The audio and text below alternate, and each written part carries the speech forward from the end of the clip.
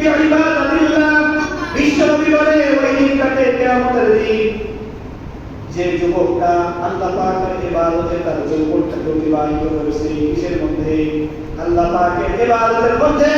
যে যুবকটা যৌবনটাকে অতিবাহিত করেছে, যেদিন থেকে বালেগ হয়েছে, যেদিন থেকে তার প্রাপ্ত বয়স হয়েছে, সেদিন থেকে আল্লাহ পাকের ইবাদত করে। ইবাদত দ্বারা শুধু মসজিদে আসার উদ্দেশ্য নয়, ইবাদত দ্বারা উদ্দেশ্য হলো আল্লাহ পাক যে সমস্ত আমলটাকে আদেশ করেছেন প্রতিটা কাজ সে আদেশটা পালন করে।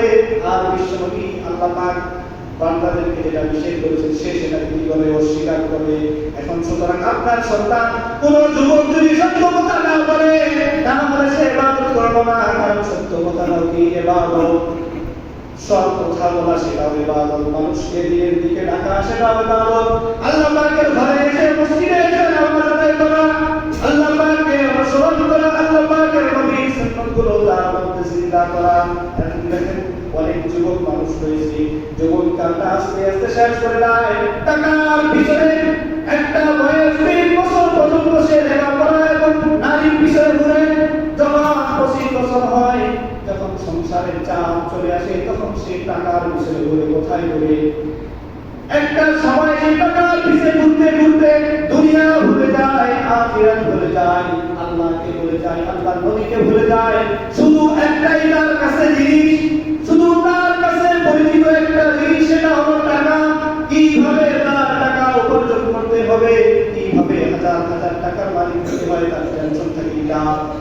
আমল করবো শেষ বয়সে, শেষ বয়সে মসজিদে টেকাও থাকবো, শেষ বয়সে সারাদিন মসজিদের মধ্যে বসে থাকবো। বিশ্বনবী বলেন তার ইবাদতের কোনো দাম নাই। পৃথিবীর কোন উদাহরণে আছে, পৃথিবীর কোন জায়গায় আছে কোন বৃদ্ধ মানুষকে কাজে নিছে? বৃদ্ধ মানুষকে কাপড় দেওয়ার জন্য নেই, তোমার তো হাতি চলে না, পা চলে না, তুমি কি কাজ করবা?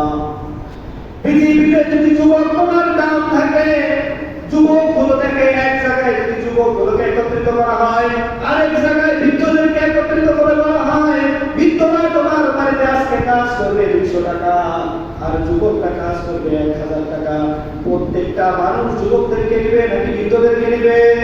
সকলে বলবে তারা তো নিজেদের শরীর নিয়েই চলতে পারে না, তারা তো হাঁটতেই পারে না, তারা তো নিজের শরীরটাই বহন করতে পারে না, সে আমার বাড়ির কি কাজটাই বা করবে? সকলেই যাবে যুবকের দিকে। একটু চিন্তা করে দেখো, দুনিয়ার সকল মানুষ যদি তোমার যৌবনটাকে খুঁজে, তোমার শক্তিটাকে খুঁজে, আল্লাহ পাক তোমার বিদ্যুৎটা খুঁজে। আল্লাহ পাক বলে না না, দুনিয়ার মানুষ বান্দা তোমার ইবাদত আমার কাছে গৃহীত হলো কয় বছরের যুবক হওয়ার পরে থেকে। বিশ্বনবীর হাদিসের মধ্যে আছে বান্দা বালেগ হওয়ার আগ পর্যন্ত, বালেগ হওয়ার আগ পর্যন্ত তার উপর নামাজি ফরজ হয় না, সেই শরীয়তের মুকাল্লাফ হয় না, সেই শরীয়তের যদি কোনো কাজ না করে তাকে শাস্তি দেওয়া হয় না।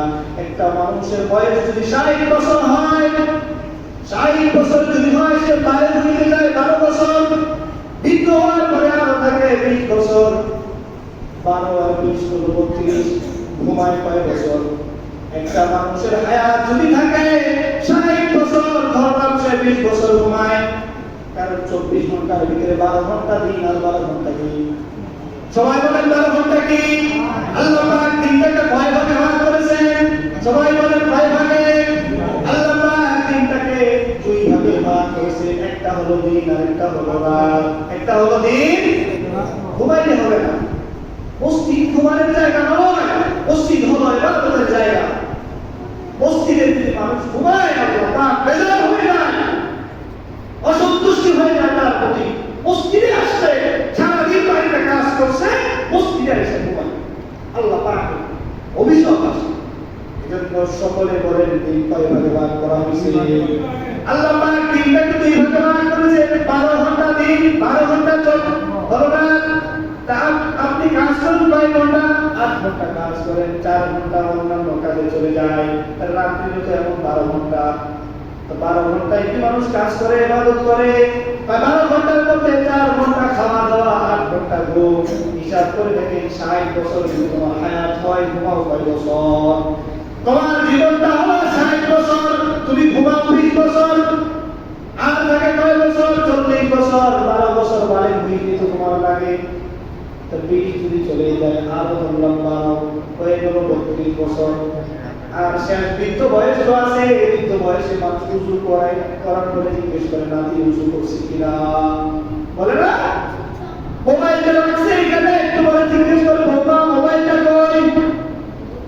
তাহলে যে মানুষটা মোবাইলটার কথা বলতে পারে না, সে ফজরের নামাজ পড়তেছে, ফরজ নামাজ পড়তেছে নাকি নফল পড়তেছে নাকি সুন্নাত পড়তেছে সেটি বলতে পারবো?